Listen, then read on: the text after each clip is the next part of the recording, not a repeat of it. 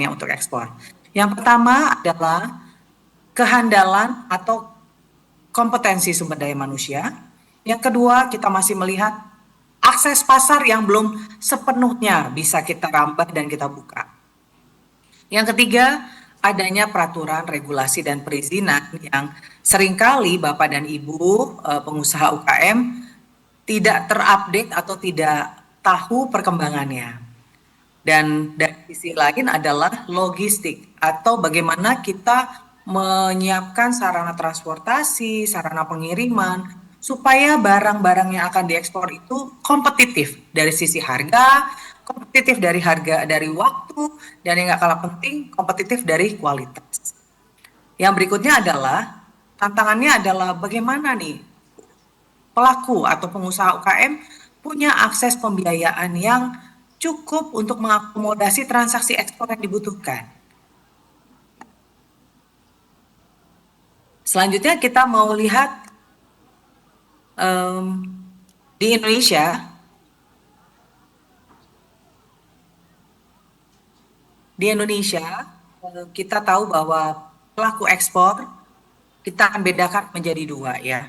Jadi pelaku ekspor yang butuh layanan finansial maupun yang butuh layanan non finansial. Apa bedanya nih layanan finansial dan non finansial? Kenapa nggak finansial aja sih? Bapak dan Ibu mesti tahu bahwa untuk menyiapkan UKM siap ekspor atau mahir ekspor adalah pertama banyak hal-hal yang secara administrasi harus kita pastikan ada.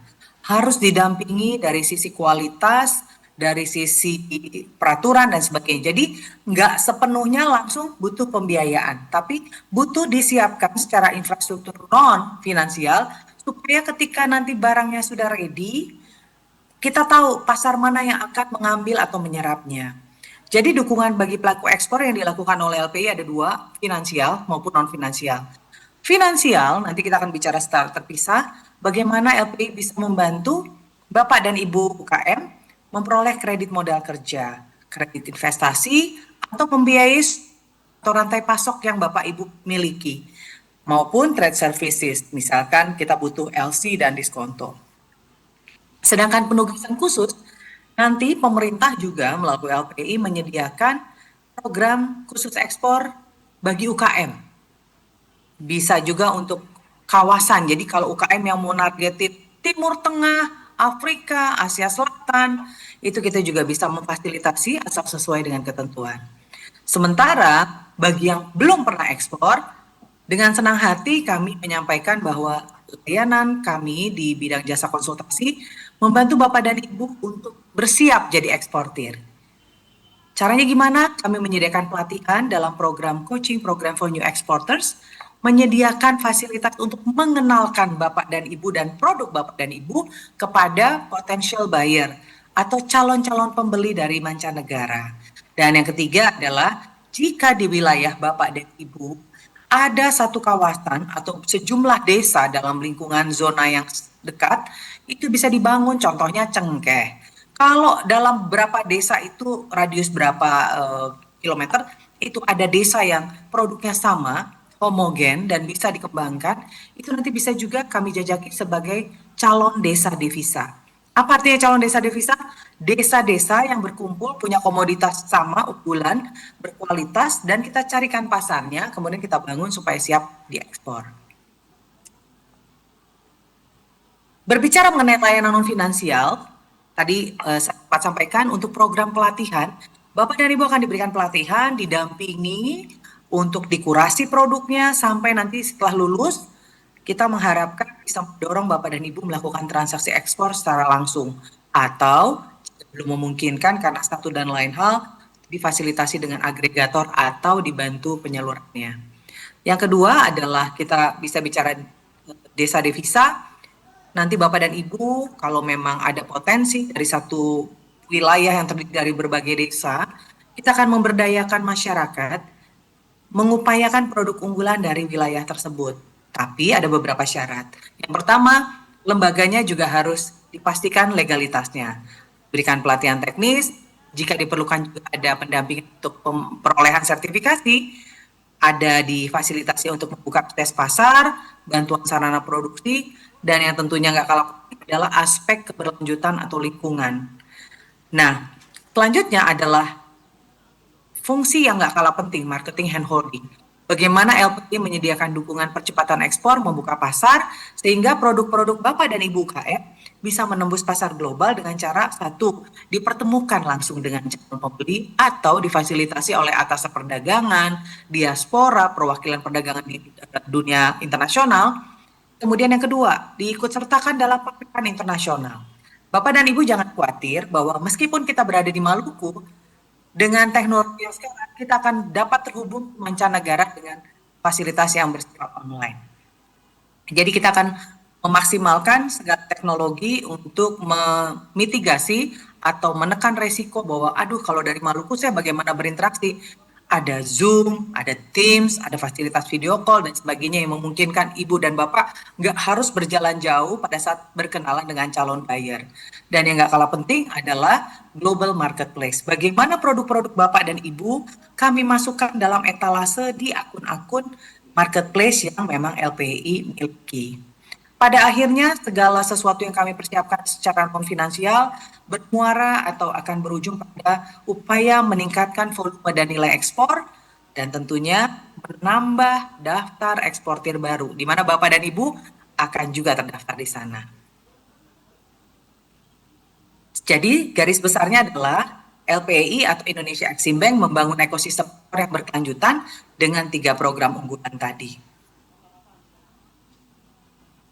Bapak dan Ibu, untuk kita sama-sama tahu dalam mendukung Bapak dan Ibu untuk bisa menembus pasar internasional perlu ditingkatkan kapasitas UKM.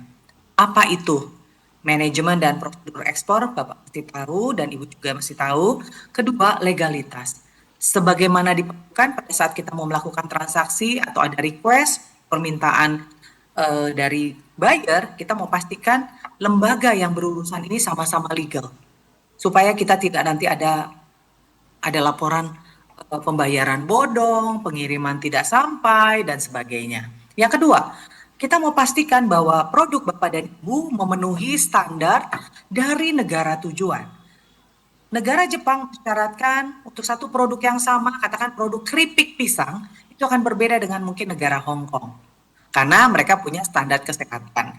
Atau lain juga halnya dengan negara China, mereka punya standar juga untuk produk-produk ikan yang berbeda dengan Amerika. Nah, ini yang perlu kita diskusikan pada saat pelatihan bersama Bapak dan Ibu sehingga pasar yang mau dituju dan produk yang Bapak miliki dan Ibu miliki bisa menembus sesuai dengan persyaratan pasar. Yang kedua, sertifikasi. Pentingnya sertifikasi. Penting sekali untuk sejumlah negara yang mensyaratkan. Terutama untuk produk-produk yang katakanlah berkaitan dengan lingkungan kayu, produk kayu, pahatan dan sebagainya. Itu perlu nanti disiapkan sertifikatnya supaya legalitas ketika masuk tidak dikarantina dan dipertanyakan. Dan yang gak kalah penting adalah branding dan packaging. Pentingnya merek penting. Karena apa?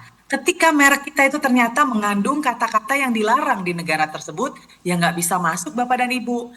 Karena itu kita memastikan setiap pendampingan itu juga mengurai apakah branding kita sudah bisa diterima di pasar tertentu. Apakah ada kata-kata yang bertentangan. Apakah packagingnya sudah memenuhi harapan. Karena di negara tertentu Bapak dan Ibu untuk produk makanan ada yang nggak boleh warnanya kuning. Tapi mereka warnanya hijau. Nah misalkan begitu.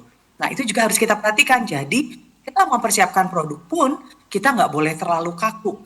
Kalau memang warna produk kita kuning melulu atau hijau melulu, ketika kita menembus pasar tertentu yang mensyaratkan nggak boleh warna kuning dan hijau, memang harus beradaptasi. Selanjutnya pengembangan akses pasar, kami memiliki divisi yang mendukung studi atau informasi pasar.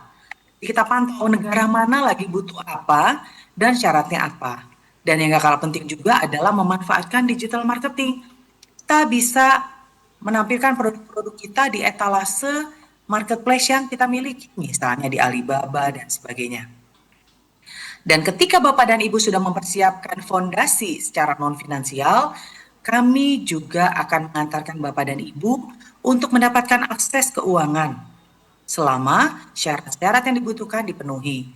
Ini dapat membantu Bapak dan Ibu juga untuk mendorong pengiriman, kemudian kita juga bisa memberikan fasilitas asuransi supaya Bapak nggak khawatir, Bapak dan Ibu nggak khawatir nanti kalau udah dikirim dibayar nggak Maria ya. Nah, itulah gunanya nanti diberikan fasilitas asuransi dan difasilitasi untuk memastikan buyer atau yang akan membeli itu benar nggak ya Mar? Bisa dipertanggungjawabkan nggak ya Mar? Legalitasnya demikian. Selanjutnya Bapak dan Ibu ini penting supaya kita semua tahu kalau Bapak dan Ibu berminat untuk ikut coaching program for new exporters, nanti usulan tanya kami akan mintakan dari Dinas Pemerintah Provinsi dan dari Kementerian juga ya, contohnya Kementerian Keuangan. Dan dalam hal pengusulan ini akan ada metode kurasi. Apa itu kurasi?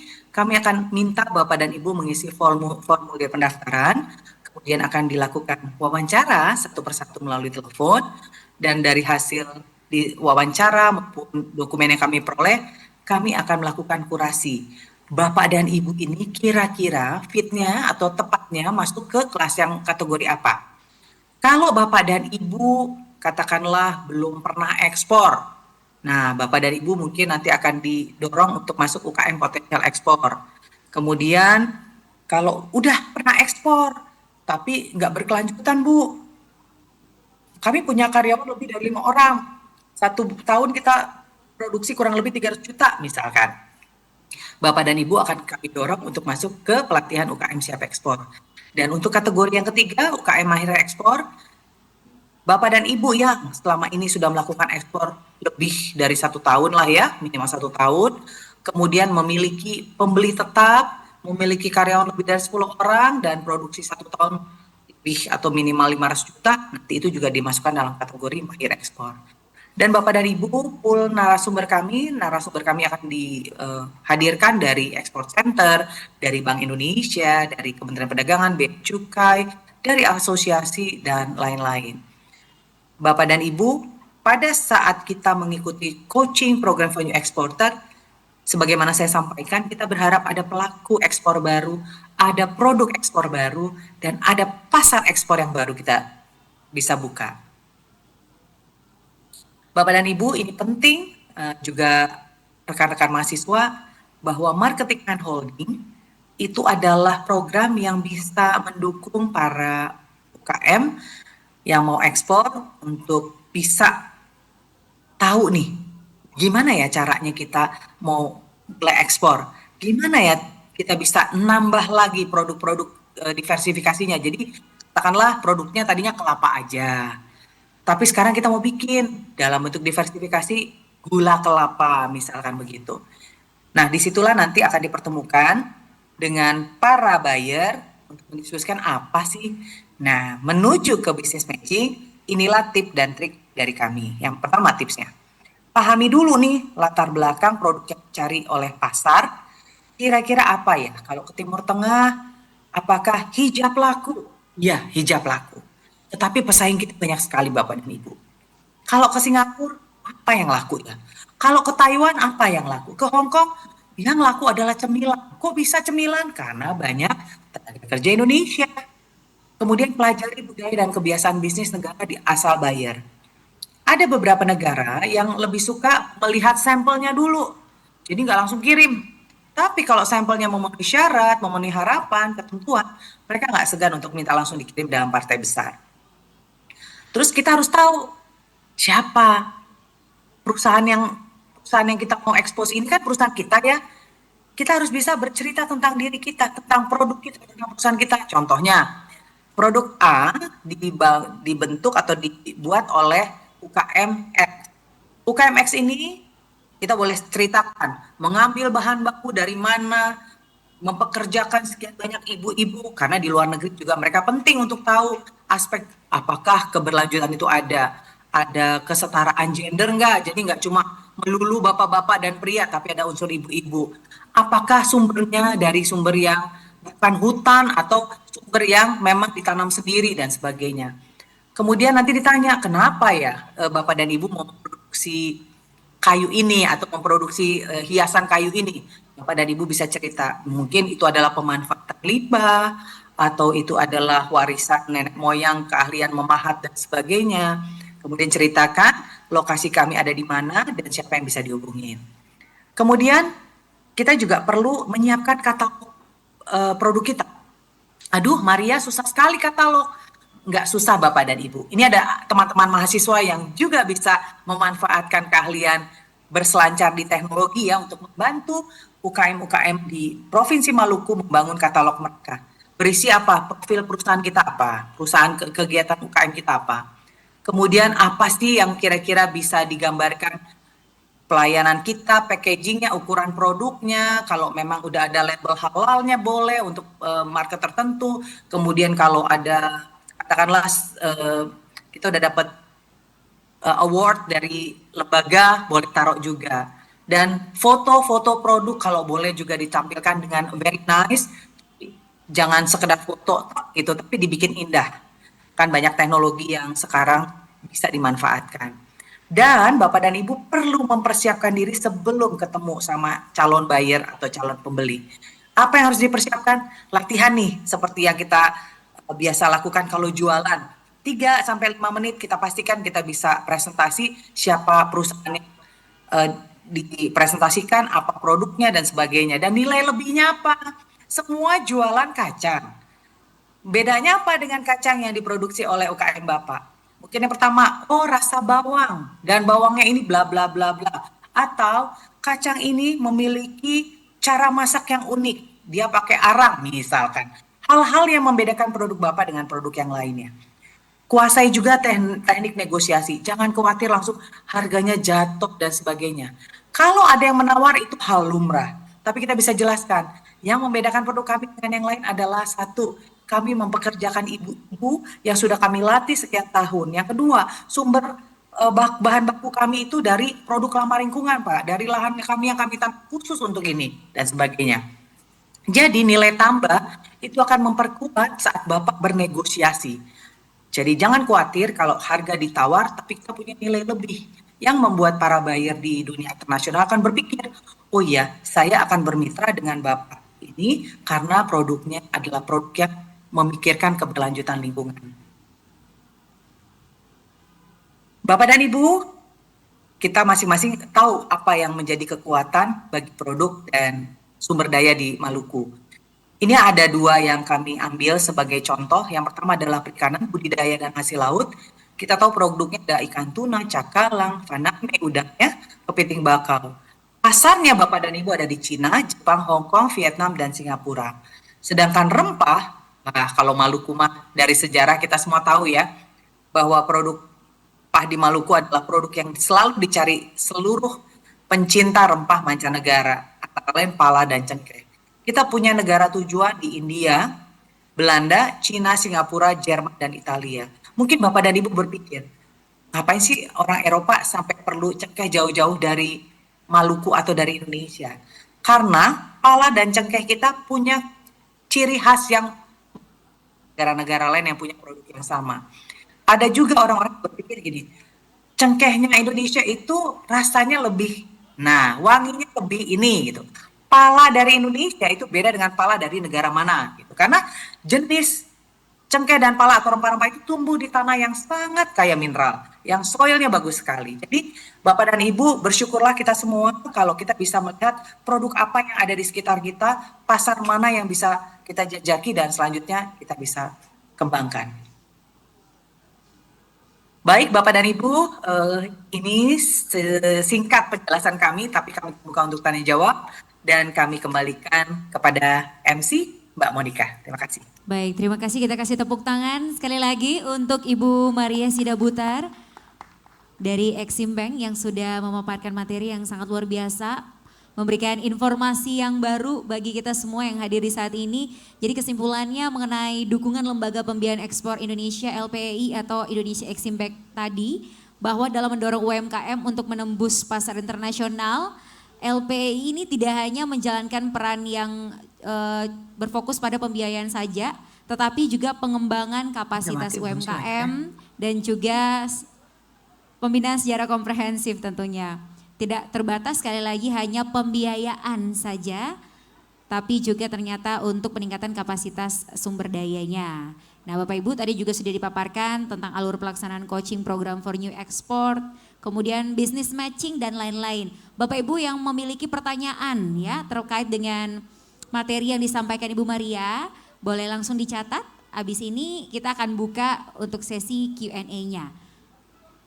Baik, Bapak Ibu hadirin, selanjutnya kita akan mendengarkan pemaparan materi dari narasumber kita selanjutnya, yakni dari Kantor Wilayah Bea dan Cukai Maluku.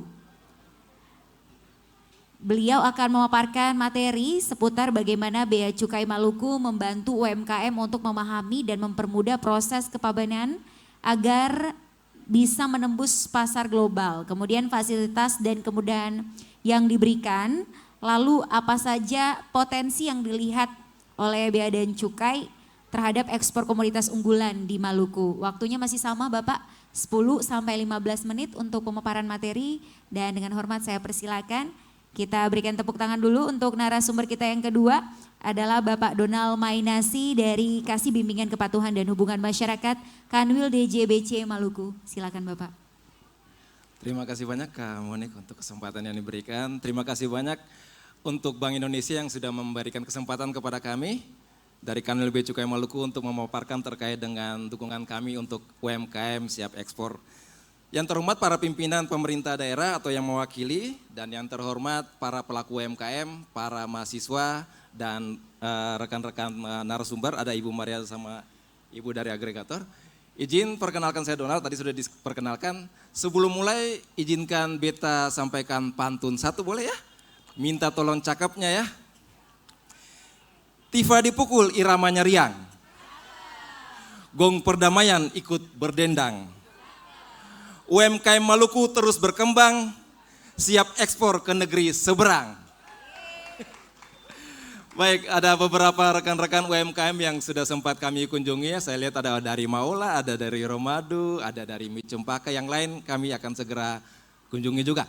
Nah Bapak Ibu izinkan untuk pemaparannya beta permisi izin duduk sedikit biar lebih jelas untuk pemaparannya.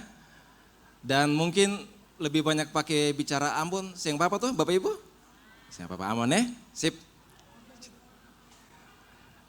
Oke, minta izin buat panitia, Bapak Ibu ini untuk rekan-rekan yang nanti akan, dan saya sarankan semuanya sebaiknya untuk PPT saya ini minta ke panitia untuk dimiliki ya, karena saya tidak bisa menjelaskan semuanya karena memang dibatasi oleh Kakak Monik. Gitu. Jadi saya akan lewat-lewat saja hal-hal penting saja yang saya tekankan di sore hari ini.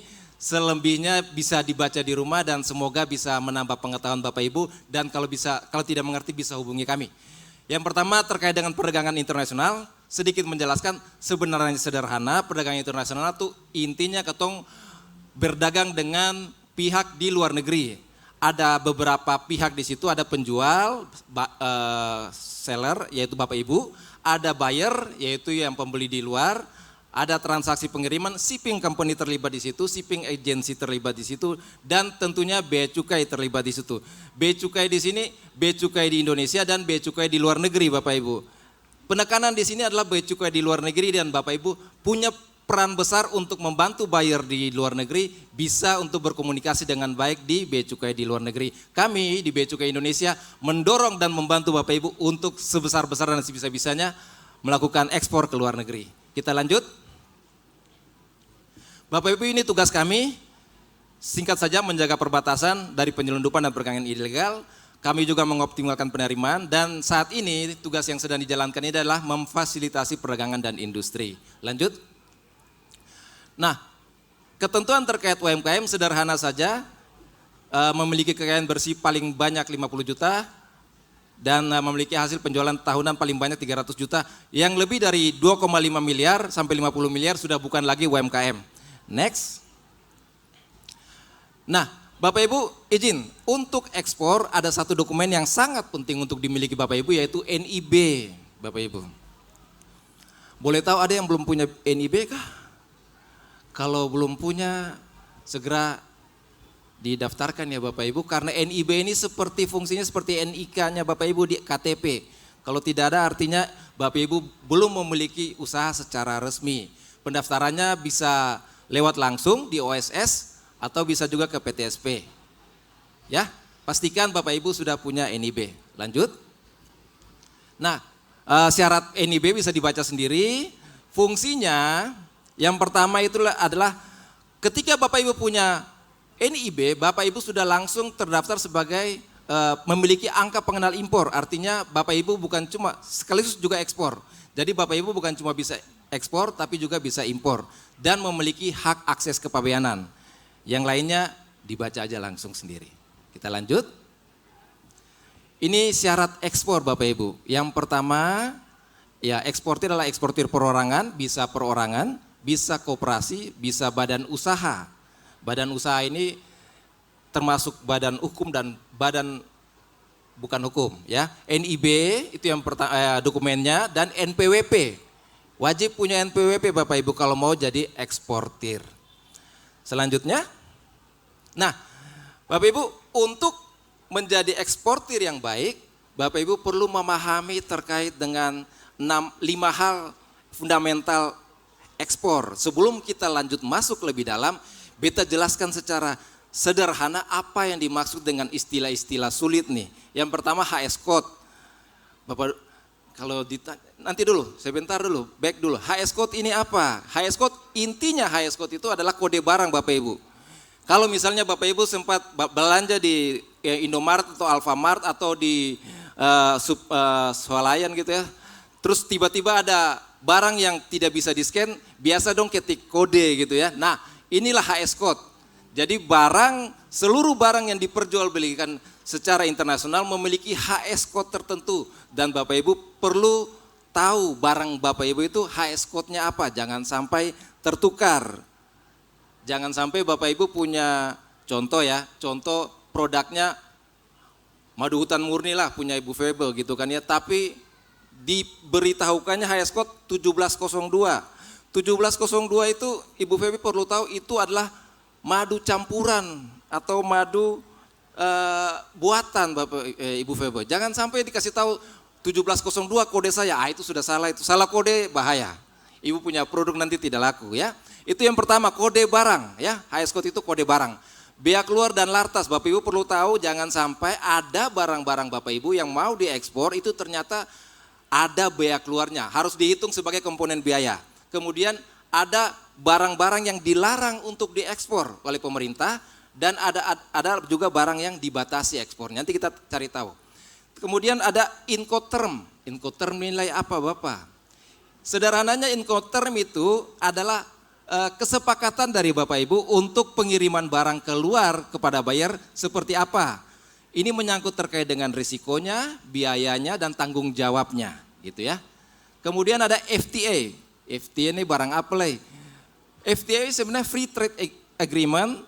Jadi ini adalah komponen yang Bapak Ibu bisa tawarkan kepada pembeli di luar negeri supaya mereka pada saat barang masuk ke sana bisa lebih murah. Sehingga Bapak Ibu kalau mengurus barang ini bisa jadi FTA ini bisa jadi untuk dipromosikan ke buyer di sana supaya mereka oh iya kalau misalnya saya beli dari Bapak ini, saya beli dari Ibu ini barangnya lebih murah pada saat ngurus custom bea masuk dan pajak-pajak di negaranya. Kemudian tentu saja probis ekspor. Kita masuk sedikit saja ke HS code. Nah ini HS code. HS code ini intinya ada sekitar 8 kode, 8 digit angka. Ini fungsinya nanti dibaca saja sendiri Bapak Ibu. Yang penting tahu ini adalah untuk menentukan barang-barang Bapak Ibu itu kodenya apa. Lanjut. Next. Manfaatnya yang pertama memudahkan pemasaran produk UMKM di luar negeri. Pada saat komunikasi ke buyer sudah tahu langsung barang saya ini HS code-nya apa. Ini seluruh dunia itu HS code-nya sama. Jadi mereka punya bahasa yang sama. Terus mengetahui apakah produknya terkena bea keluar, mengetahui apakah ada persyaratan di dalam negeri dan persyaratan impor di negara tujuan, dan mengetahui apakah ada fasilitas penurunan tarif di negara tujuan. Next. Kalau ini sedikit lebih teknis, jadi sebaiknya nanti dibaca aja di rumah. Next.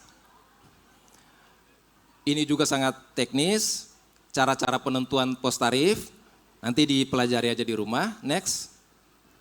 Contoh, kita mau ekspor anak kucing, Bapak Ibu. Anak kucing Anggora. Siapa tahu di sini nanti ada punya usaha anak kucing Anggora ya. Cara penentuannya seperti apa? Next. Kita cari tahu dulu babnya yang sesuai bab yang mana, posnya yang mana, terus periksa ada pilihan yang paling karakteristik yang paling cocok dengan kucing Anggora nih apa, anak kucing Anggora nih apa. Setelah itu, next. Temukan subposnya dan kemudian juga pelajari catatan di setiap bab atau setiap pos. Selanjutnya, nah setelah dipelajari bagiannya itu anak kucing Anggora hidup, binatang hidup, bab 1 binatang hidup, posnya 0106 binatang hidup lainnya, binatang menyusui, dan masuk ke selain ikan paus, selain unta, camelide, selain kelinci dan har. Itulah 0106-1900 untuk anak kucing Anggora. Aduh susah lawang, lanjut.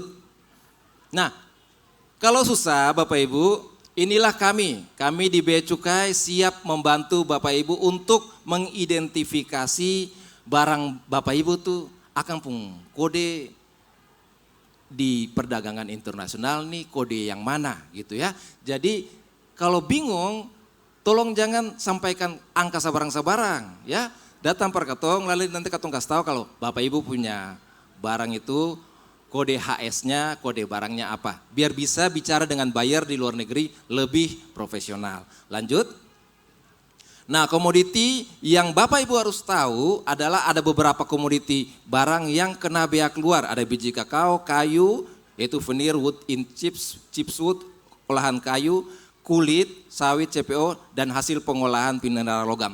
Kalau Bapak Ibu mau mengekspor barang-barang ini boleh, tapi ada catatannya, ada bea keluar yang dikenakan atas eksportasi barang-barang ini. Tolong dimasukkan sebagai unsur biaya. Lanjut. Cara perhitungannya nanti dibaca di rumah aja. Lanjut. Nah, selain itu ada barang yang disebut barang larangan dan barang batasan. Kelompok barang larangan itu barang yang dilarang ekspor itu kayu, karet, porang, beras, pupuk bersubsidi, produk tambang, timah, cagar budaya, dan sisa dari skrap logam. Itu tidak boleh diekspor Bapak Ibu, dilarang, haram hukumnya. Kemudian ada juga kelompok barang yang diatur ekspornya. Ini maksudnya apa? Bapak diatur ekspornya seperti apa? Itu artinya untuk ekspor atas barang ini diperbolehkan dengan catatan ada izin dari instansi terkait. Ya, ada izin dari instansi terkait. Bisa dari Kementerian Perdagangan, Kementerian Perindustrian, dan lain-lain. Selanjutnya. Nah, artinya pastikan sebelum ini, pastikan bahwa Bapak Ibu tahu barang ini apakah masuk larangan, batasan, atau punya bea keluar. Cek baik-baik ya Bapak Ibu ya. Nah, terms of delivery atau incoterm ini bicara terkait dengan kewajiban Bapak Ibu dengan pembeli di luar negeri itu sampai di mana. Bapak Ibu sebagai penjual, terus yang di luar negeri sebagai pembeli itu kewajibannya sampai di mana, risiko yang ditanggung Bapak Ibu sampai di mana, terus biaya yang Bapak Ibu tanggung sampai barang ke sana itu sampai di mana. Ada beberapa istilah di sini. Lanjut. Ini untuk membedakan sedikit aja terkait dengan pengangkutan laut dan sungai, istilah-istilahnya. Lanjut aja. Yang paling umum aja, yang paling umum digunakan di perdagangan internasional Bapak Ibu adalah free on board, cost and freight, dan CIF, cost insurance and freight. Ini susah sekali, tapi sebenarnya sederhana. Poinnya adalah kalau free on board, contoh Bapak Ibu sepakat dengan pembeli di luar sana untuk free on board, artinya Bapak Ibu hanya menanggung biaya sampai ke Pelabuhan Yosudarso saja. Risiko yang Bapak Ibu tanggung juga sampai di Pelabuhan Yosudarso saja. Selanjutnya biaya pengiriman dan selanjutnya sampai di tujuan itu ditanggung oleh pembeli. Kalau cost and freight, Bapak Ibu tanggung costnya sampai di pelabuhan tujuan. Contoh sampai di Cina ya, Bapak Ibu tanggung biaya sampai di Cina. Tapi resiko yang Bapak Ibu tanggung sampai di pelabuhan di Yosudarso saja, gitu ya. Nah kalau cost insurance and freight, ada biaya asuransi. Jadi Bapak Ibu tanggung seperti CFR tadi, tapi ada asuransi yang Bapak Ibu tanggung sampai ke pelabuhan tujuan. Supaya kalau terjadi apa-apa Bapak Ibu dong yang rugi. Oke, lanjut. Ini lanjut saja, ini sudah kita jelaskan tadi. Kalau mau lebih jelas nanti ya dibaca saja. Lanjut. Lanjut. Nah, surat keterangan asal. Kenapa kita perlu surat keterangan asal? Contoh nih, ada Bapak Ibu sama-sama jual minyak kayu putih. Yang satu urus surat keterangan asal, yang satunya yang urus surat keterangan asal. Saya tawarkan para buyer di luar sana surat keterangan asal. Sayang sekali Bapak Ibu kalau saya tawarkan. Karena apa? Karena mereka akan prefer kepada eksportir yang punya COO ini. COO itu apa? COO itu Certificate of Origin. Artinya barang itu asli dari Maluku. Kalau di Maluku sih pasti dipenuhi COO-nya. Ya.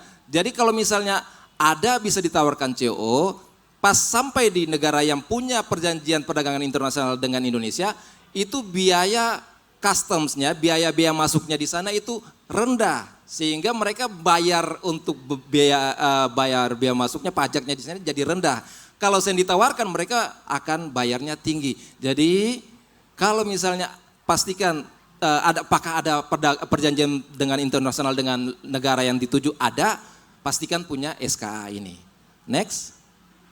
Nah ini ada beberapa jenis SKA, ada Indonesia dengan Cina, Indonesia dengan Korea, Indonesia dengan India, ASEAN ya di sini, ASEAN dengan Jepang, Hong Kong, dan lain-lain. Nanti dicek saja Bapak Ibu, kalau misalnya negara tujuannya ke negara-negara ini, tolong pastikan punya FTA. Selanjutnya, ini cara mengidentifikasi FTA, dibaca aja Bapak Ibu di rumah. Lanjut. Lanjut. Ya, lanjut lagi. Ya, lanjut lagi. Ini tata cara pengajuan ESKA-nya. Lanjut. Pengajuan dokumen pendukung untuk pengajuan SKA. Ini dari Kementerian Perdagangan ya Bapak Ibu. Bisa di SKA itu bisa diminta di Kementerian Disperindak di provinsi. Lanjut. Nah ini, bisa di Disperindak. Lanjut.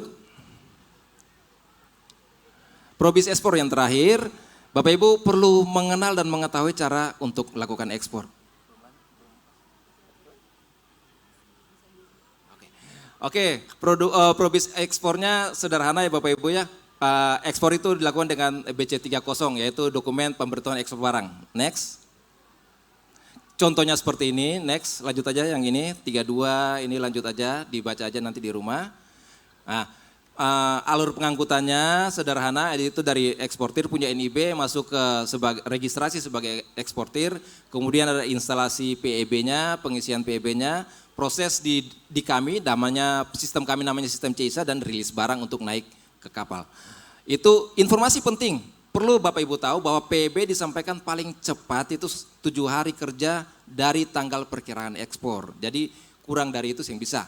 Kemudian dapat menggunakan PPJK kalau Bapak Ibu belum pernah ekspor sama sekali bisa dibantu. Terus dapat dilakukan konsolidasi oleh Ibu agregator di sini. Kemudian barang ekspor tidak dikenakan pemeriksaan fisik kecuali barang yang dikenakan biaya keluar. Lanjut. Bisa dikirim juga lewat penyelenggara pos. Lanjut aja. Ini nanti dibaca di rumah aja ya, cara-cara untuk dikirim lewat penyelenggara pos. Selanjutnya, nah kita IMKM ini next adalah fasilitas yang diberikan oleh Bea Cukai, Direktur Jenderal Bea Cukai untuk industri yang mau mengimpor barang dari luar negeri untuk mempersiapkan barangnya, mengolah barangnya, kemudian diekspor lagi ke luar negeri. Ini ada fasilitas fiskalnya Bapak Ibu, berupa pembebasan bea masuk dan PPN dan PPNBM tidak dipungut. Untuk Bapak Ibu yang sudah punya industri bisa memanfaatkan fasilitas dari Direktorat Jenderal Bea Cukai ini. Selanjutnya, nah ini terakhir tips ekspor lancar tanpa drama.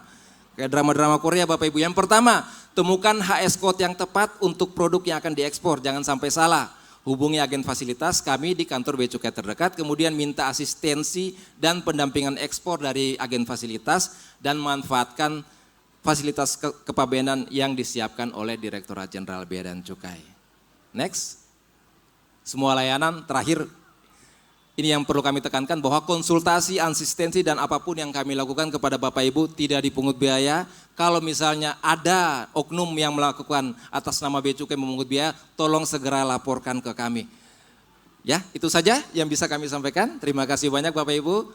Assalamualaikum warahmatullahi wabarakatuh. Baik, terima kasih, kita berikan tepuk tangan yang paling meriah untuk Pak Donald dari DJBC.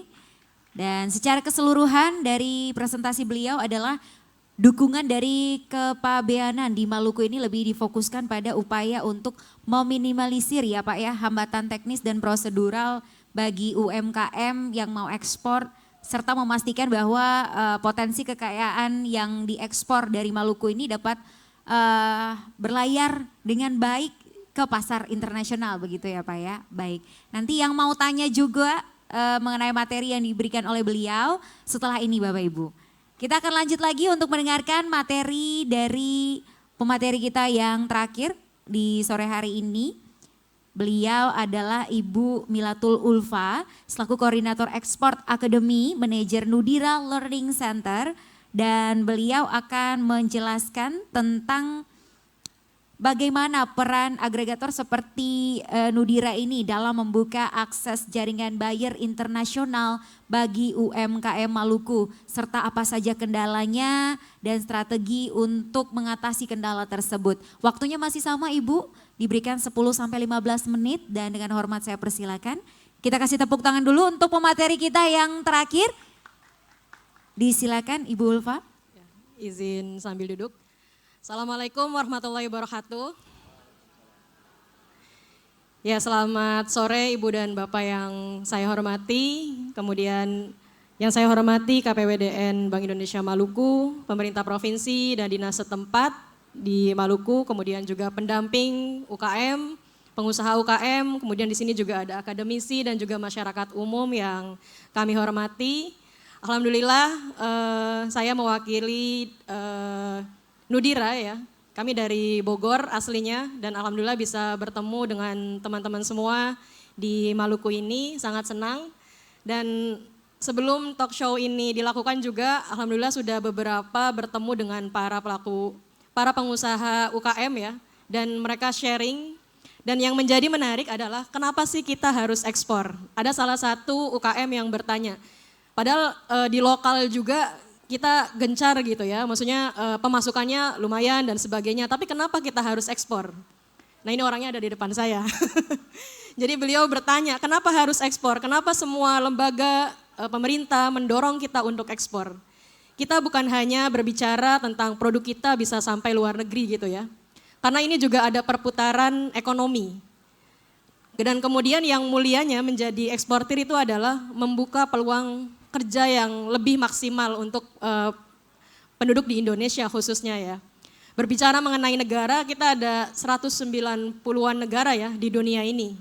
Sehingga kesempatan untuk produk kita dikenalkan ke beberapa negara ini menjadi sesuatu hal yang sangat memungkinkan gitu. Sama-sama manusia, kebutuhannya sama, pangan, wastra dan sebagainya gitu ya. Dan ini memungkinkan para UMKM untuk bisa menembus pasar dunia. Nah ini perkenalkan kami Nudira, Nudira Learning Center atau perusahaan kami namanya PT Nudira Sumber Daya Indonesia. Kami merupakan salah satu perusahaan yang bisa dikatakan sebagai agregator ekspor. Kami sudah ada beberapa distribution center di beberapa negara yang memang membantu teman-teman memudahkan untuk ekspor. Kami juga sama seperti Ibu dan Bapak, kami pelaku usaha gitu ya, UKM juga gitu. Kami ekspor juga, produk kami sendiri adalah briket, kalau Ibu dan Bapak tahu dari batok kelapa ya, yang kemudian dijadikan kotak-kotak, yang itu yang kita ekspor ke beberapa negara. Kami juga mengekspor produk pertanian seperti produk-produk cabai, hidroponik, dan juga buah segar, seperti itu. Untuk agregatornya sendiri yang sudah kami lakukan adalah produk F&B, kemudian juga wastra ya, handicraft, fashion, kemudian juga untuk produk-produk seperti rotan, kursi dan sebagainya.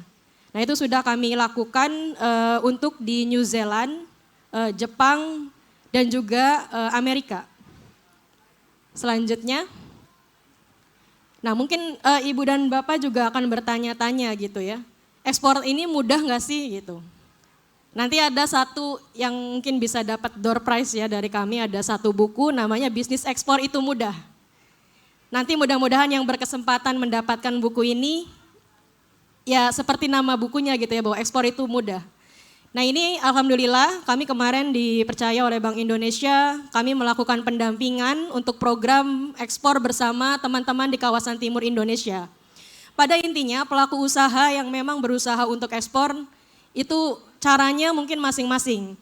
Tapi ada beberapa program yang dilakukan oleh pemerintah itu sama gitu ya tahapannya. Mereka pasti akan melakukan kurasi untuk Ibu dan Bapak bisa dilibatkan dalam suatu program.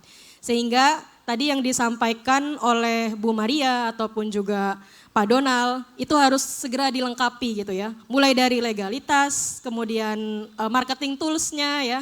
Terus tadi juga Bu Maria sampaikan bahwa seorang eksportir itu harus produk knowledge-nya tuh matang banget gitu ya. Sehingga ketika misalnya kita bertemu dengan buyer luar negeri, itu ya mudah aja ngenalin produk kita tuh dengan santai dan memang jujur ini adalah produk unggulan dari Maluku ya. Kemudian ini bisa masuk ke pasar Anda gitu ya sebagai buyer di negara tersebut. Ya kemudian yang lainnya mungkin kita nanti ada capacity building ya, karena seorang eksportir itu tidak berhenti belajar. Mereka akan bertemu dengan berbagai negara yang memang kondisinya berbeda, permintaannya berbeda. Sehingga memang adaptasi produk, adaptasi market dan sebagainya itu harus selalu diupdate dan kita terus belajar untuk mengupgrade itu sendiri. Sehingga biasanya kalau misalnya melalui lembaga atau Nudira sendiri juga melakukan capacity building untuk para UKM. Kemudian Nudira biasanya sebelum melakukan agregator untuk produknya dikirim secara bersama-sama, biasanya kita melakukan business matching. Jadi kita menghadirkan beberapa buyer yang memang sudah ada permintaan produknya, kemudian di listing produknya apa saja, sesuai dengan permintaan buyer yang kemudian kita pertemukan dengan UKM yang mereka minta, seperti itu. Kemudian baru kita melakukan signing LOI atau letter of intent atau MOU ataupun juga sudah ke sales contract seperti itu. Baru nanti pengirimannya kita bisa lakukan bersama-sama. Next. Nah ini produk andalan Maluku, tadi sebetulnya sudah ada di presentasi Bu Maria ya, bahwa Maluku ini sudah tidak asing lagi dengan produk perikanannya yang sungguh melimpah gitu ya. Dan juga beberapa produk lainnya seperti pala, cengkeh, kelapa, sagu gitu ya, jambu mete, ini merupakan produk andalan dari Maluku. Adapun seperti yang sudah saya bertemu dengan UKM di sini juga produk-produk fashion, handicraft dan sebagainya, mereka tetap tidak meninggalkan kelokalan dari daerahnya dan ini adalah suatu ajang memperkenalkan Maluku ke berbagai negara, itu sudah sangat bagus. Selanjutnya ini merupakan konsep daripada agregator ekspor dan distribution center. Apa sih agregator ekspor gitu ya? Nah Nudira ini pelaku usaha ekspor tapi juga kita membantu teman-teman yang memang ekspor karena memang terkadang ekspor ini dianggapnya dunia lain karena memang mungkin pengirimannya ke luar negeri gitu ya, yang biasa kita ngirim antar kota dan sebagainya gitu. Kemudian produknya seperti apa yang harus diekspor dan sebagainya. Nah ini tugasnya agregator ekspor. Jadi agregator ekspor sendiri adalah perusahaan yang memang membantu teman-teman yang memang masih terkendala yang pertama di riset produk.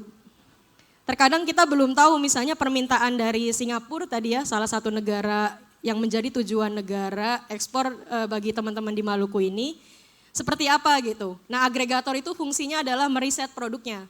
Ternyata kalau misalnya di Singapura, sagu juga cocok di sana gitu ya. Kemudian juga fashion di sana modernnya seperti apa dan sebagainya. Itulah fungsi dari agregator, kita meriset setiap permintaan dari para buyer di sana. Dari segi produknya, dari segi bisnisnya dan sebagainya. Itu fungsinya agregator ekspor. Kemudian juga yang penting teman-teman di sini sebagai pelaku usahanya itu mempersiapkan produknya sebaik mungkin gitu ya. Kuantitas tidak masalah. Karena agregator ekspor itu yang sudah kami lakukan adalah pengiriman satu kontainer itu bersama-sama. Jadi tidak full misalnya produk keripik gitu ya. Kalau itu mah ibu bapak bisa ekspor sendiri langsung. Tapi di sini agregator ini membantu teman-teman yang memang kuantitasnya masih sedikit, kemudian menginginkan biaya kirim yang lebih murah. Karena dalam satu kontainer itu kita bisa patungan gitu ya. Dan ini memungkinkan.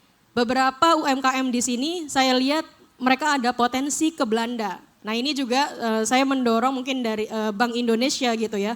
Ini adalah sesuatu yang memang luar biasa di Maluku karena saya juga baru tahu kalau misalnya ada kekerabatan ya atau persaudaraan keluarga antara sister city gitu ya antara masyarakat Maluku ini dengan Belanda. Sehingga kejar gitu ya Belanda ini menjadi sesuatu negara tujuan untuk ekspor ibu dan bapak.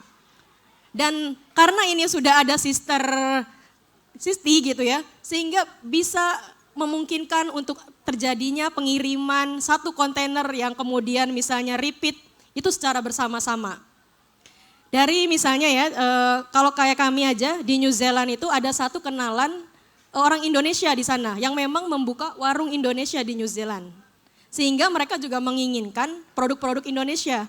Mereka tidak secara langsung membeli, pembelinya itu adalah orang New Zealandnya. Tapi ada orang Indonesia yang banyak di sana kemudian rindu makanan Indonesia gitu ya. Kemudian beli di warung itu. Dan permintaannya juga nggak yang susah-susah. Ada kerupuk seblak. Di sini terkenal nggak seblak? Kalau orang Maluku tuh ya. Iya nggak terlalu. Ternyata di sana juga banyak permintaan kerupuk seblak. Karena mungkin waktu itu viral yang seblak Rafael itu ya. Nah jadi di sini sangat memungkinkan kita bisa sama-sama mengirimkan ke Belanda. Karena dari yang saya bertemu dengan teman-teman di sini tadi ya pada saat kurasi itu sama. Tujuannya adalah salah satunya Belanda. Sehingga kita bisa dorong untuk nantinya kita carikan buyer di sana gitu ya. Bayarnya mungkin bisa beda-beda. Tapi pengirimannya bersama-sama dalam satu waktu itu sangat memungkinkan dengan biaya pastinya lebih murah. Dan kita juga sudah punya salah satu distribution center ya. Jadi distribution center ini kami ada beberapa rekan di beberapa negara. Di Belanda sudah ada Interaromed ya di Eropa. Kemudian kita juga di New Zealand sudah ada. Di Aussie sudah ada dengan International Import United ya. Tapi itu khusus kopi. Di beberapa negara, Saudi ya, Jepang dan sebagainya. Nah sehingga ini nanti bisa kita bantu gitu teman-teman. Asalkan tadi teman-teman adalah fokus pada produknya. Beberapa sudah sempat kami berikan masukan ya untuk mengadaptasi atau mengupgrade produknya gitu. Sehingga kalau misalnya ini sudah pasti gitu ya, sister city-nya adalah Belanda gitu. Ya udah nggak usah jauh-jauh memikirkan negara tujuan ekspor. Karena kedekatan persaudaraan gitu ya, apalagi ada yang ikatan darah, waktu itu saya sempat katanya ada saudaranya di Belanda, itu sangat memungkinkan untuk membantu dan mempromosikan. Orang Indonesia di Belanda juga sangat banyak. Teman-teman saya yang kuliah di University Wageningen itu sangat banyak, dan itu orang Indonesia mahasiswanya gitu ya. Sehingga memungkinkan rindu akan produk-produk dari Indonesia. Nah itu jadi konsep agregator ekspor dan distribution center ya. Nah ini adalah yang dibantu, tapi kami juga Nudira selalu mendorong ibu dan bapak untuk ekspor secara mandiri. Nah di sini ada 10 tips untuk langkah memulai bisnis ekspor. Apa saja yang dilakukan gitu ya. Nah yang pertama, tentukan produk andalannya. Tentunya ibu bapak kalau misalnya pengusaha UKM di sini sudah punya produknya. Dan tentukan negara tujuannya minimal itu maksimal 2 atau 3 maaf. Jadi yang pertama mungkin Belanda ya, yang kedua ketiganya yang mudah kita jangkau dari sini, misalnya negara-negara ASEAN, Asia gitu ya, yang mungkin selera, rasa dan ininya ada kesamaan seperti itu. Kemudian juga pastikan di negara tujuan itu ada pasarnya, supply mutunya ini harus continue ya kalau ekspor. Minimal itu tidak stuck berhenti gitu ya. Walaupun kecil-kecil misalnya dalam sebulan 100 pieces ya continue harus 100 pieces. Tidak kemudian tiba-tiba nggak ada stok. Nah itu akan terganggu ya untuk pasar ekspor sendiri. Kemudian juga mengenali produk pesaing kita, kompetitor kita di negara tujuan. Tentunya kita akan saingan dengan Cina, Filipina, Vietnam dan sebagainya.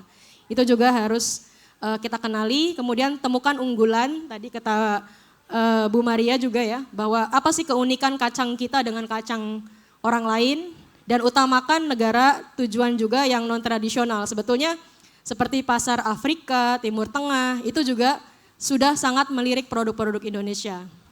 Yang kedua adalah siapkan alat tempur dari sekarang dalam setiap kesempatan ya Ibu dan Bapak, termasuk program Bank Indonesia.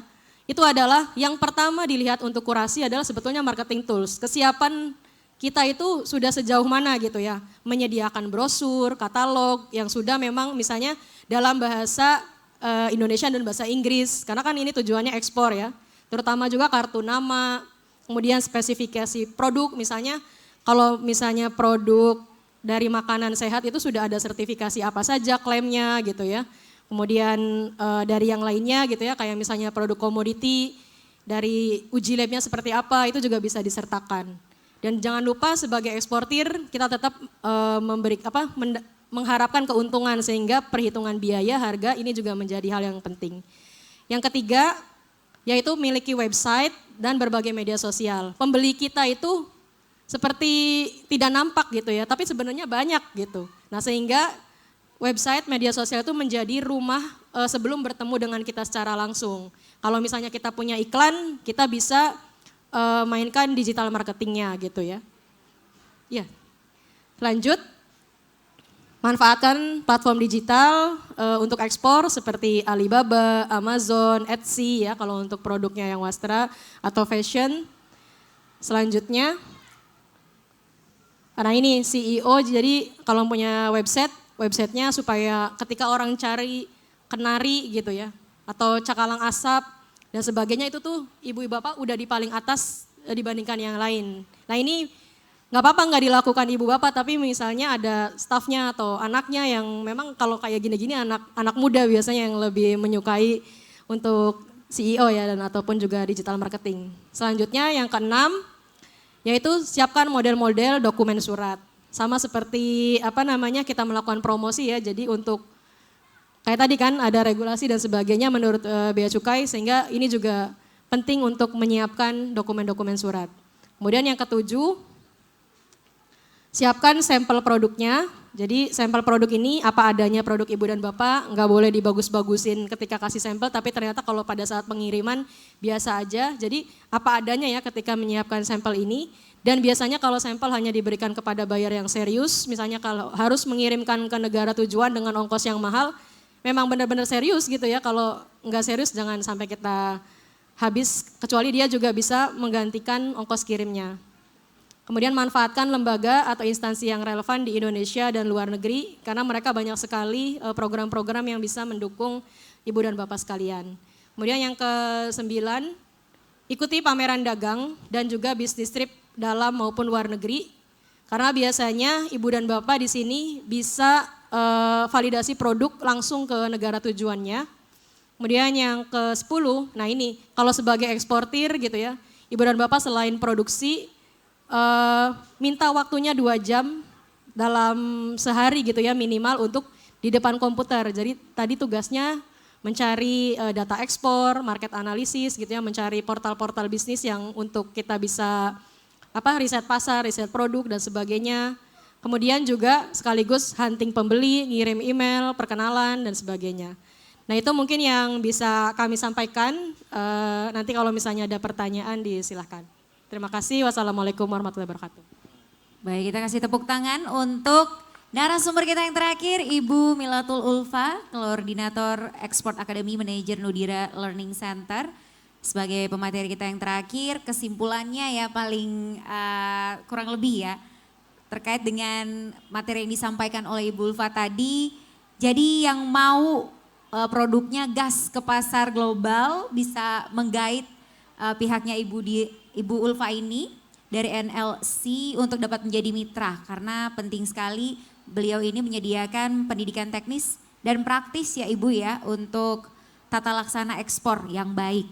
Baik Bapak Ibu, kita sudah bersama menyaksikan pemaparan materi yang luar biasa dan memberikan insight bagi kita semua untuk bisa tembus pasar global nih dari LPI, dari DJBC juga, kemudian dari Nodira Learning Center. Bagi Bapak Ibu yang sudah punya pertanyaan, saya persilakan untuk 3 orang penanya, disilakan untuk menyebutkan nama, asalnya, kemudian pertanyaannya mau ditujukan kepada siapa. Mohon izin juga untuk narasumber kita yang terhubung secara daring, Ibu Maria, izin Ibu, kita sudah ada dalam sesi Q&A, tanya jawab. Kami persilakan untuk teman-teman yang mau bertanya, disilakan. Dan kalau ada yang ditanyakan kepada Ibu Maria juga beliau masih standby nih dengan kita teman-teman. Terima kasih Ibu untuk kehadirannya sampai saat ini. Silakan Bapak Ibu teman-teman, 1, 2, ada lagi?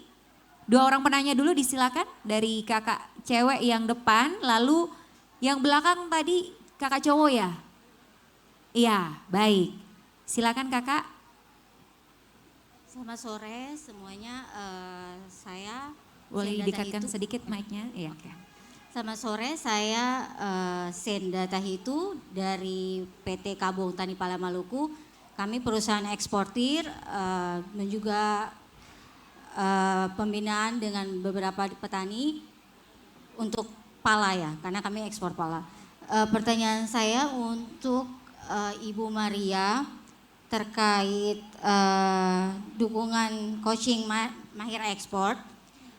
Begini Bu, saya mau jelaskan sedikit. Kita tuh pernah bangun kerjasama juga, hampir bangun kerjasama dengan LPI terkait desa devisa. Jadi pada saat itu tahun 2023 kalau nggak salah, itu saya pertemuan dengan pada saat itu Ibu Georgina dari LPI, narah hubungnya itu dari KBRI Den Haag di Belanda, Pak Sahabat Christian dari Atasnya Perdagangan, itu terkait desa devisanya. Jadi pala, saya jelasin sedikit ya tentang pala. Kalau pala itu kan kita harus ekspor, tapi dalam keadaan bentuk kering, nggak mentah. Nah pada saat kalau di tingkat petani itu curah hujannya tinggi pada saat musim panen yang besar. Nah itu jadi salah satu kendala juga. Dan kami kebetulan memang memproduksi juga mesin pengering. Nah mesin pengering ini kami produksi, tapi ada beberapa petani yang memang belum bisa jangkau kami bantu semuanya gitu. Jadi memang kenapa masuk di desa devisa.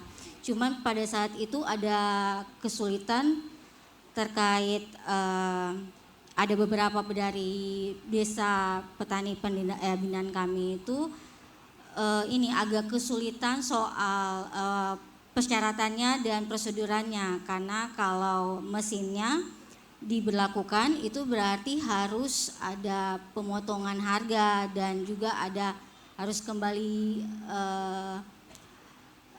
kreditnya ya kalau nggak salah untuk ke pemenuhan angsurannya. Itu dia jadi kendalanya, karena dari beberapa petani itu mereka masih belum berani untuk melakukan hal tersebut soal desa devisa. Mungkin kalau nggak bisa dicari solusinya kita sama-sama Bu, biar bisa dilanjutkan lagi program ini, biar kita dari supplier petani itu bisa ekspor semuanya ya. Dan juga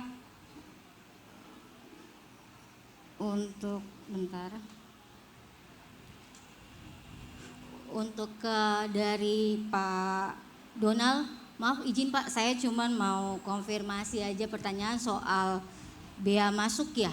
Bea masuk itu apakah pala juga termasuk ya, karena soalnya pada saat kita penginputan PIB itu nggak ada masuk bea masuknya gitu. Apakah cuma coklat aja? Tadi soalnya saya lihat ada komoditinya coklat aja kalau dia komoditi perkebunan sama pertanian. Ya mungkin itu saja pertanyaan saya. Makasih. Baik, terima kasih Kak Senda untuk pertanyaannya. Untuk menjawab pertanyaan sepertinya kita langsung saja untuk Ibu Maria. Pertanyaan pertama Ibu izin. Pertanyaan dari Kak Senda terkait kerjasama dengan LPI Desa Devisa ya Ibu ya. Ada kesusahan nih Ibu untuk persyaratan bagi petani dalam mengakses mesin pengering ya. Boleh inputnya Bu, kerjasama yang bisa dilakukan untuk solusi bagi masalah ini Bu, disilakan. Baik, terima kasih Kak Monica. Untuk pertanyaan dari Kakak Senda Tahitu, terima kasih untuk menanyakan hal yang pernah dibahas bersama LPI pada tahun 2023 mengenai waktu itu pastinya dilakukan business matching ya, business matching bersama KBRI Den Haag terkait ke depannya untuk Desa Devisa Pala. Kami rasa kita bisa melanjutkan pembahasan dan menjajaki dukungan apa yang bisa diberikan oleh LPI kepada sejumlah desa yang berpotensi untuk kita bangun menjadi Desa Devisa Pala. Sebagaimana tadi Senda bilang bahwa butuh alat pengering karena pada musim hujan ya, di sana justru lagi panen gitu ya. Nah, kalau menurut hemat kami saat ini ada solusi yang bisa kita lihat dari kehadiran perusahaan Kakak Senda. Karena Kakak Senda kan eksportir juga dan menjadi pembina bagi sejumlah petani yang memang ini penting bagi kami dalam menyalurkan pembiayaan khusus untuk rantai pasok ya. Jadi memang ada persyaratannya. Namun demikian tidak tertutup kemungkinan peran dari perusahaan Kak Senda itu menjadi semacam avalis atau yang akan menjadi penjamin bagi bantuan yang akan disalurkan oleh LPI kepada para petani sehingga dalam proses administrasinya kami berurusan tidak langsung kepada puluhan maupun mungkin ratusan petani tetapi melalui satu lembaga yaitu perusahaan yang menjadi pembinanya atau pendampingnya itu dimungkinkan. Nah, kami punya program kemitraan di mana nanti persyaratannya bisa kita diskusikan dan kita sampaikan. Namun secara garis besar melihat mendengar cerita dari Kakak Senda yang menyampaikan bahwa Kak Senda sudah ekspor dan menjadi pendamping, tidak tertutup kemungkinan kami akan berbicara juga tentang keterlibatan perusahaan Kakak Senda untuk menjadi pembina atau pendamping dari sejumlah petani yang akan kita coba kurasi untuk jadi potensi desa devisa lain kepala itu. Oke, baik. Terima kasih untuk jawabannya Ibu. Dan semoga menjawab pertanyaan pertama dari Kak Senda ya. Oke, luar biasa langsung udah diajak buka kesempatan nih untuk kerjasama berkomunikasi lagi lebih lanjut. Yang kedua pertanyaan dari Kak Senda bagi Pak Donald nih Pak untuk mengkonfirmasi aja. Apakah pala ini masuk yang kena bea masuk ya Kak? Baik silakan Bapak. Baik, Kak Senda Dangke untuk pertanyaannya. Mau konfirmasi aja, ini kan bicara terkait ekspor ya Kak Senda ya. Jadi kalau ekspor itu kan bukan bea masuk tapi bea keluar begitu ya, bea keluar. Jadi memang untuk barang-barang tertentu ada pungutan dari negara untuk bea keluarnya. Tujuannya apa ya kurang lebih seperti menjaga stabilitas harga barang di dalam negeri dan menjaga pasokan barang itu tetap ada di dalam negeri. Kalau untuk coklat memang kena bea keluar, jadi makanya saya bilang kalau misalnya ada kakak dong, bapak ibu dong ada yang mau rencana ekspor coklat dari Ambon, itu ada bea keluarnya, tolong ditambahkan sebagai unsur biaya gitu ya untuk harga barangnya. Tapi untuk pala saya perlu khawatir kakak Senda mau ekspor pala berapa banyak, saya kena bea keluar, aman. Jadi silakan pala Indonesia biar dikenal dunia. Demikian, terima kasih. Baik, terima kasih untuk jawabannya Pak. Aman kakak, sing kena. Oke, selain Kak Senda kita juga punya penanya yang lain. Kakak cowok yang di belakang yang tadi angkat tangan, disilakan kakak. Baik, terima kasih. Perkenalkan nama saya Indra Ruimasa dari mahasiswa Unpati. Ya, baik. Terkait dengan penjelasan yang disampaikan oleh 3 pemateri, saya ingin fokus tanya pada pemateri yang pertama dari Lembaga Pembayaran Ekspor Indonesia. Nah, kalau kita lihat masalah bagaimana UMKM itu dia mampu di Maluku, kita perlu telusuri bahwa secara potensi Maluku ini laut pulau dan oleh karena itu potensi terbesarnya itu ada pada sektor perikanan, perkebunan yakni cengkeh pala dan kelapa. Oleh sebab itu kami yang saya maksudkan bahwa pemerintah hari ini kurang fokus melihat pada sektor-sektor prioritas ini. Justru pembangunan di skala ekonomi tertuju pada sektor-sektor yang lain, misalnya pariwisata dan lain-lain. Dan kegiatan-kegiatan yang seremonial seperti ini juga tidak terasa sampai pada desa-desa atau negeri-negeri yang sejatinya di situ merupakan hulu daripada pelaku-pelaku usaha. Di situ cengkehnya, para petaninya dan para nelayannya berusaha dari situ. Tapi kegiatan-kegiatan ini tidak secara tidak mengedukasi mereka dan hanya pada lingkaran perkotaan saja. Saya kira perlu ada program-program baik dari BI, lembaga penjamin pembayaran ekspor Indonesia, untuk bisa juga melihat persoalan-persoalan di negeri-negeri itu. Menurut saya begitu. Terima kasih. Oke, terima kasih Kak Indra. Berarti ini lebih kepada suggestion ya, input, masukan ya bagi pemerintah juga, terus mungkin komunitas UMKM juga, supaya lebih memprioritaskan juga edukasi nih bagi pelaku pertama, misalnya petani atau nelayan yang merupakan kita bermitra dengan mereka untuk membangun produk atau membentuk produk bisa sampai ke luar negeri, ekspor impornya ya. Kak Indra, terima kasih banyak untuk masukannya ya. Oke, kita tampung aja. Dan Bapak Ibu, sepertinya kita sudah berada di puncak talk show kali ini. Terima kasih banyak, dan kesempatan terakhir saya mau berikan buat masing-masing narasumber saya untuk memberikan motivasi nih, menyemangati semua pelaku UMKM yang ada di Maluku untuk giat lagi membenah produknya supaya bisa tembus melejit di pasar global. Kita akan lihat Romadu di Italia, ya kan, mie cempaka di Brazil gitu. Oke ya, baik Ibu Maria, mohon izin mungkin bisa memberikan satu statement untuk memotivasi seluruh pelaku UMKM, juga adik-adik dan Bapak Ibu tamu undangan saat ini. Ibu disilakan sebelum kita tutup, Bu. Baik, terima kasih Kak Monica. Buat saudara-saudara saya yang ada di Maluku dan semua pelaku UKM, pengusaha UKM yang berorientasi ekspor atau ingin segera menembus batas mancanegara, kami mendorong yang pertama adalah tetap semangat menggali kekayaan dan kekhasan dari produk-produk Bapak dan Ibu.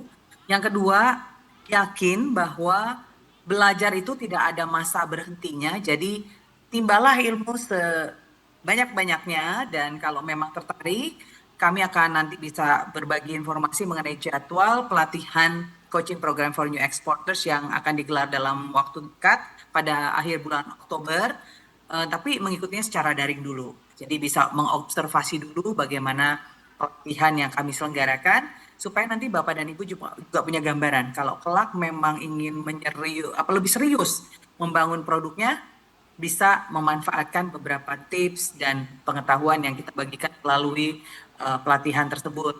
Dan yang gak kalah penting adalah semangat. Kalau kita sudah mulai dengan produk unggulan, kita tinggal menyiapkan diri kita sebagai pejuang-pejuang ekspor, dan jangan takut bahwa Indonesia selalu unggul dalam dunia ekspor dan produk kita pasti bisa mendunia. Amin. Itu aja. Terima kasih. Terima kasih banyak Ibu Maria dari Exim Bank selaku Kepala Divisi Jasa Konsultasi Lembaga Pembiayaan Ekspor Indonesia untuk semangatnya. Dan selanjutnya kami berikan kesempatan kepada Pak Donald Mainasi dari DJBC Maluku. Pak, silakan motivasinya untuk kita semua sore ini. Terima kasih Mbak Monica. Bapak Ibu, Mbak Saudara semua, beberapa kali keton dari Bea Cukai Maluku datangi Bapak Ibu ya untuk asistensi, dan beta dengar cerita jatuh bangunnya Bapak Ibu dalam membangun UMKM masing-masing, dan beta menyampaikan salut buat Bapak Ibu. Terus maju Bapak Ibu, dengan acara-acara seperti ini Bapak Ibu bisa lihat bahwa kami dari pemerintahan, dari perbankan, dari mana-mana mendukung Bapak Ibu untuk bisa maju, untuk bisa ekspor. Jangan ragu untuk kalau misalnya ada yang saya mengerti, mari datang berkatong, mari katong bagandeng tangan sama-sama, maju sama-sama untuk membuktikan kepada dunia bahwa UMKM di Maluku mampu untuk ekspor. Demikian, terima kasih. Baik, terima kasih banyak Pak Dan terakhir yang tak kalah penting juga dari NLC nih Bu. Silakan Ibu Ulfa. Ya baik, hashtag kami itu ekspor itu mudah. Ya, gimana? Ekspor itu Mudah. mudah. Sehingga ketika misalnya seorang entrepreneur, seorang eksportir menemukan suatu kendala, jadikan kendala itu menjadi suatu peluang gitu ya. Pastinya buat orang lain mungkin sulit. Justru kita harus mengenali gitu ya untuk caranya dan menekuni, itu sih. Seorang eksportir itu tujuannya itu, tekun dan memang harus menemukan caranya supaya seperti apa kita harus menembus pasar ekspor itu. Tentunya dari mengenali sendiri produknya, produk knowledge-nya gitu ya. Sehingga kita ketika mengenalkan dengan para buyer di luar negeri itu kita bangga memperkenalkan dan mereka juga appreciate gitu ya terhadap produk Ibu dan Bapak. Itu saja. Yang terakhir, salam ekspor itu mudah. Baik, terima kasih banyak Ibu Ulfa, Pak Donald dan juga Ibu Maria tentu saja yang sudah bergabung melalui daring untuk waktu dan kesempatannya juga ilmu yang diberikan buat kita semua. Akhir kata saya punya satu buah pantun untuk menutup kebersamaan kita dibantu dengan cakep. Oke. Bunga cengkeh bersemi di perbukitan. Pala Maluku aromanya sangatlah khas. Jaringan ekspor kini telah dibentangkan. UMKM Maluku go global, ayo gas. Akhir kata saya Monika Sipala pamit undur diri. Terima kasih untuk pembicara dan juga semua yang sudah hadir. Mohon maaf apabila ada salah-salah kata selama acara ini berlangsung. Dan yang paling terakhir kita akan memberikan cenderamata kepada narasumber kita. Pak Donald, Ibu Ulfa disilakan berdiri. Boleh bergabung di depan panggung Pak. Ya, di sini aja Pak ya. Kami dengan hormat mengundang Pak Latif selaku Kepala Bank Indonesia Perwakilan Provinsi Maluku untuk menyerahkan cenderamata kepada narasumber kita untuk sesi talk show Maluku Manggurebe yang ketiga sekaligus yang terakhir untuk day one hari pertama. Hadirin boleh kita kasih tepuk tangan yang paling meriah, apresiasi yang tinggi bagi DJBC dan juga dari Nudira Learning Center. Yang pertama akan diserahkan oleh Bapak Kepala BI kepada Ibu Milatul Ulfa selaku Koordinator Ekspor Akademi Manajer Nudira Learning Center. Sekali lagi tepuk tangan yang meriah Bapak Ibu. Terima kasih Ibu untuk edukasinya, semoga bisa menjadi mitra yang baik bagi para UMKM next level, gas ke pasar global. Selanjutnya terima kasih juga buat Pak Donald Mainasi dari pemerintah, kasih bimbingan kepatuhan dan hubungan masyarakat Kadul DBJC Maluku. Kita izin foto bareng dulu Pak. Iya, foto bersama dengan Pak Kepala.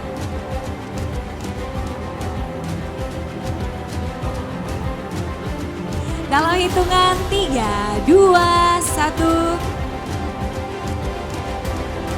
Sekali lagi, salam komando. 3, 2, 1. Oke, baik. Terima kasih Pak Kepala dan juga narasumber kita disilakan untuk kembali ke tempat. Bapak Ibu dan seluruh peserta yang sudah hadir sore hari ini. Jangan dulu kemana-mana karena setelah ini kita akan diajak untuk Zumba bersama. Dan yang paling heboh Zumba katanya nanti dikasih hadiah ya Bapak Ibu. Jadi jangan kemana-mana, hadiahnya juga luar biasa Bapak Ibu. Tiket pulang pergi Bali katanya, holiday. Jadi yang pada mau Zumba, jangan kemana-mana, tetap di tempat aja. Teman-teman kita juga sudah datang nih dari Depro ya. Iya, sudah ada Kakak Jihan dan kawan-kawan di samping panggung. Bapak Ibu yang mau senam tetap di tempat aja. Baik, akhir kata saya Monika Seibala pamit. Selamat sore, sampai jumpa.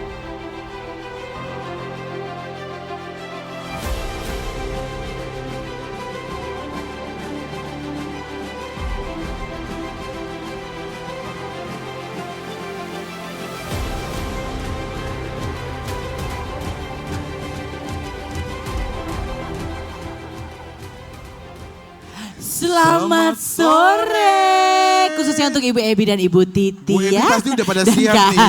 Kak Yuni Timnya Ibu luar Ebi biasa loh. Siap untuk Zumba. Ini leading lady Zumba dari PKK. Oh, PKK Kota Ambon. PKK Kota Ambon. Dari bentuk fisiknya aja memang terbukti. Terlihat memang. Terbukti. Terpampang nyata di depan mata kita semua. Pak Oli, kamu ngapain di sini?